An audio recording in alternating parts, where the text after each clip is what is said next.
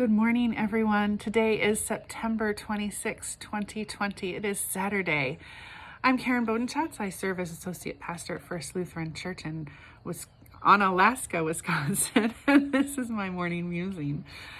It's been kind of a quiet Saturday morning, which I love. And it's really nice outside. So I've been spending some time here on my patio, thinking about last week and this past week. Opening the door to thinking about next week. I'm really excited about a project that my mom and I will be doing today. I got a little crazy at Michael's these past couple weeks because they've got these plastic pumpkins on sale, and so we're gonna paint those today. So I'm really looking forward to that. But I also realized that my clerics are still in the washer. So I have no clerics to wear this morning for you. And I lent out my tripod to a friend who had to do a lot of videoing yesterday and today because I was like, I'm done with all my filming this week, which in and of itself is a strange thing to say. And so I'll be good. I'm just editing today. And then realized that I forgot about my Saturday morning musing. And so I've been thinking a lot about the things that need to get done and just keeping track of all these new things. And because I have several friends who are preaching tomorrow, I have been hearing their conversations and have helped them think through some stuff in terms of the gospel reading, which Pastor Stanton will go into much more theological depth than I will this morning in my 5 minutes with you. So the reading tomorrow is a parable of two brothers, and not the famous two brothers, not the prodigal son. This isn't that story. This is a story of two brothers whose father tells them to go and do something. And the first brother says he won't do it and then ends up doing it. And the second brother says he will do it, but doesn't go to do it. And this is a conversation that Jesus is having with the Pharisees and the Sadducees. And so as I was thinking about my week and the week to come and the things that I need to do and the things that I didn't get done this past week that I really need to do, I resonated with this story of both brothers. But I also was thinking about our year.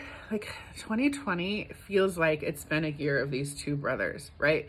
That there's been, no, we're not going to do that. And then it's been done.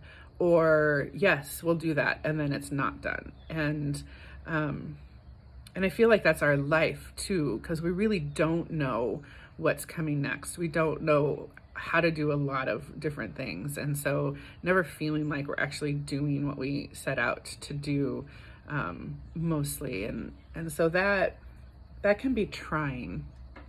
So I've been reflecting a lot on that and how do we frame this particular year so we don't fall into a pit of despair about everything. And so what I kind of latched onto this morning as I was doing all this pondering and figuring out stuff is that throughout the story and throughout our story, there's one thing that remains completely constant, and that is God.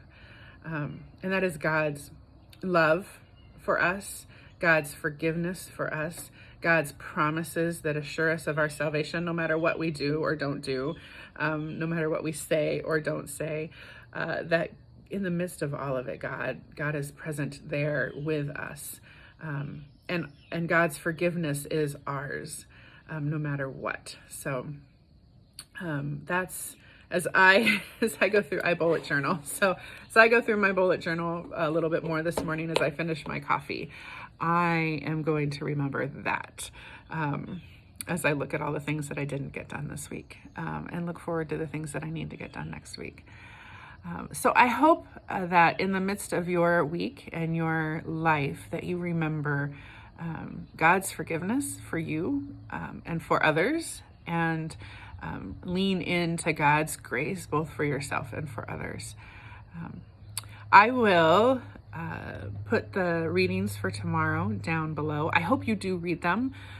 They will help set your mind a little bit as we prepare to hear what the Holy Spirit has to say through Pastor Stanton tomorrow morning during worship.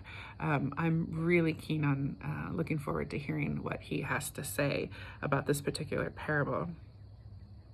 And I hope you enjoy this day, whatever it may bring to you, and rest a little bit in God's love. So, friends, be well, be kind, and know that Christ is with you.